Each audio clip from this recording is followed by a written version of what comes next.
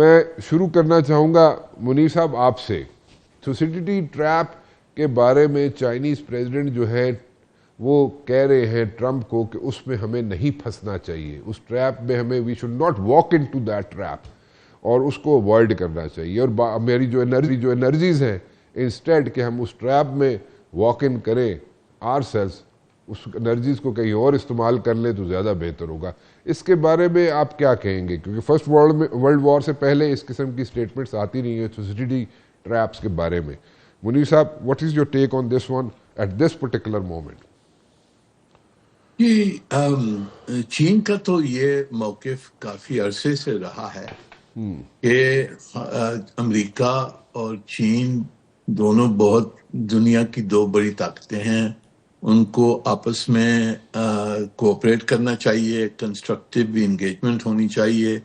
جہاں کمپٹیشن ہو تو اس کو بھی کانفرنٹیشن میں نہیں بدلنا چاہیے. اب یہی نظر آتا ہے اس دورے میں, آپ نے جیسے صحیح فرمایا کہ کمیونیکیز اور کوئی کانکریٹ ریزلٹس نہیں نکلے, پر میرے خیال میں یہاں سے سب میں جو بڑا نتیجہ نکلا ہے وہ ٹرمپ صاحب کا جو برتاؤ تھا چین کی طرف, وہ کنسٹرکٹیو انگیجمنٹ کی طرف تھا. اور جو کچھ ان کی سٹیٹمنٹس آئی ہیں, جو کچھ باڈی لینگویج نظر آئی ہے, اس سے یہی نظر آتا ہے کہ ٹرمپ کی انتظامیات جہاں تک کہ انہوں نے یہ کانفرنٹیشن سے ہٹ گئے ہیں, اور وہ ان کو سمجھ آ گئی ہے کہ جی چین کے ساتھ ہم کوآپریٹ کرنا بہتر ہوگا ہمارے لیے اور پوری دنیا کے لیے. تو یہ میرے خیال میں سب میں پازیٹیو آؤٹ کم ہے, اور انشاءاللہ یہ تھوسیڈیٹیز ٹریپ جو 7000 سال پہلے لکھا تھا ایتھینین ہسٹورین نے, یہ اوائڈ کیا جائے گا. It is not inevitable. Munir Akram sahab, air martial صاحب کی اس بات پہ کہ کوئی نہ کوئی کانفلکٹ ہو سکتا ہے, there are possibilities, do you agree with this? جی آف کورس پاسبلٹی تو ہے. امریکہ میں بہت سارے لوگ ہیں, ان کی جو لابیز ہیں, جو اسٹیبلشمنٹ جس کو کہلایا جاتا ہے, اس میں بہت سارے لوگ ہیں وہ نہیں چاہتے ہیں کہ امریکہ کا جو سول سپر پاور اسٹیٹس کو چیلنج کیا جائے.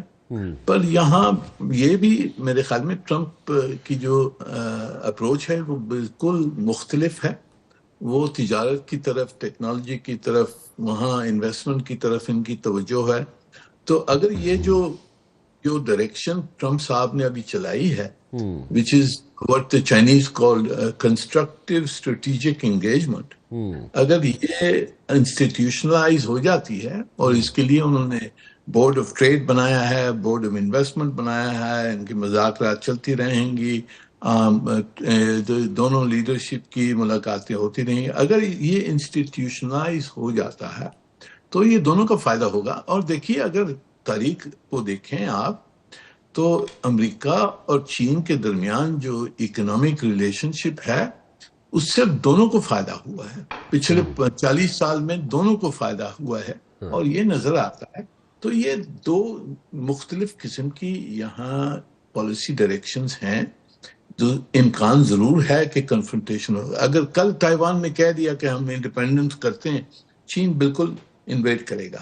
پر اگر وہ نہیں کہتے ہیں, وہ انڈیپینڈنس کی طرف نہیں جاتے ہیں جو ٹرمپ صاحب نے ان کو ڈسکریج کیا, تو چین کے نہ 2027 میں نہ 2028 میں چین انویٹ نہیں کرے گا. چین سمجھتا ہے کہ آخر جا کے اکنامک تحت سے پولیٹیکلی وہ تائیوان کو وہ واپس لے آئیں گے, اور ان کے لیے بہت ٹائم ہے اس کے لیے. پر اگر تائیوان نے انڈیپینڈنس ڈکلیئر کی تو وہ انویٹ ٹمارو, اور کوئی شک نہیں اس میں. تو کانفرنٹیشن ہے, but I think the direction جو ٹرمپ صاحب نے جو ڈائریکشن لگائی ہے that is more positive. I hope it is institutionalised, پر اس کی کوئی گارنٹی نہیں ہے اس وقت. ٹرمپ جاتے ہیں چائنا, ان کے ساتھ جناب 16-17 C E Os, multinational companies کے سی ای اوز, بڑے ہیوی ویٹس ان کے ساتھ جاتے ہیں, اور وہاں پہ جا کے وہ کیا جو ایم او یوز سائن ہونے تھے, کچھ ایگریمنٹ سائن ہونے تھے وچ ور ان دا آفنگ, وہ جناب کہا جا رہا تھا کہ اس کا انتظار ہو رہا ہے, اور وہ ایز سچ کچھ چیزیں سامنے نہیں آئی, کلیئرٹی سامنے نہیں آئی, کیوں نہیں آئی؟ منیر اکرم صاحب آپ اس پہ کوئی روشنی ڈال سکتے ہیں؟ جی دیکھیں رانا صاحب، یہ میرے خیال میں یہ غلط فہمی ہے کہ کیونکہ جو سی ای او ساتھ گئے ٹرمپ صاحب کے تو وہاں ضروری ہے کہ کچھ نہ کچھ انہیں نتیجہ نکالنا. میری نظر میں ٹرمپ صاحب نے یہ جو اپنی پوری ہیوی ویٹس کو وہاں لے گئے، وہ ایک دکھانے کے لیے چینیوں کو کہ ہم سیریس ہیں آپ کے ساتھ انگیج کرنے کے لیے. اچھا. تو اس لیے ان کو وہاں لیا گیا. اب 30 سی ای اوز کے ساتھ 30 ایم او یو تو نہیں سائن ہوتے ہیں، پر یہ ایک جو کمپنی ہے جس کو وہ لے گئے ساتھ، ان کے تعلقات چین میں بہت بڑی، جیسے ایلن ماسک ہے. Tesla second highest sales of E V in China is Tesla. اسی طرح سے نیویدیا کے چپس جو انہوں نے ابھی کھولا ہے، کوئی H20 چپس جو نیویدیا کے ہیں، وہ اس کو اجازت دی. چین نے کہا کہ نہیں، ہم نہیں لیں گے.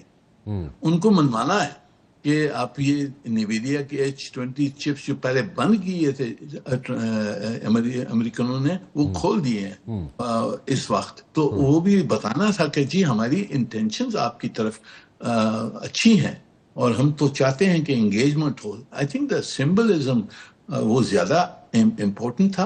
ایگریمنٹس کا کوئی امکان اس وقت 30 ایگریمنٹ تو نہیں سائن کر سکتے ہیں 30 کمپنیز کے ساتھ.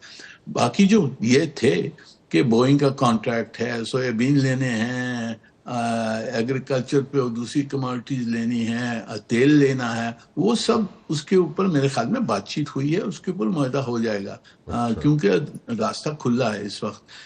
تو میرے خیال میں یہ تھوڑی سی غلط فہمی تھی کہ کیونکہ سی ای اوز کو لے گئے تو وہیں اگریمنٹ ہونا ہے. اور جوائنٹ کمیونیکیٹ جہاں آپ نے ذکر کیا، جوائنٹ کمیونیکیٹ ہوتا ہے تو بڑی مشکل سے نیگوشیٹ ہوتا ہے.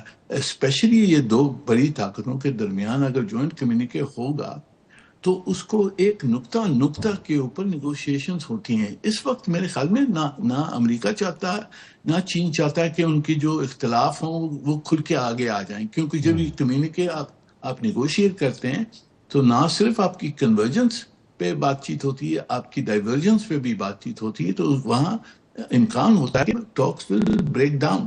تو اس لیے انہوں نے جوائنٹ کمیونیکیٹ نئی کوشش کی، جوائنٹ کمیونیکیٹ کی، اور میرے smart not to do it. اچھا you think it's was a smart move کہ انہوں نے نہیں کیا.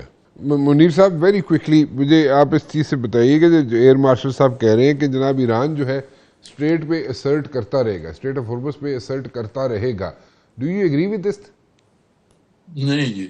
اچھا اب دیکھیں، یہ اسٹریٹ میں اسرٹ تو کیا ہے، پر ایران مسٹ سی کہ یہ جو انہوں نے جو کہا ہے کہ ہم کنٹرول کریں گے، ہماری سوورینٹی ہوگی، یہ انٹرنیشنل لا کے خلاف ہے. This strait has been open according to international law.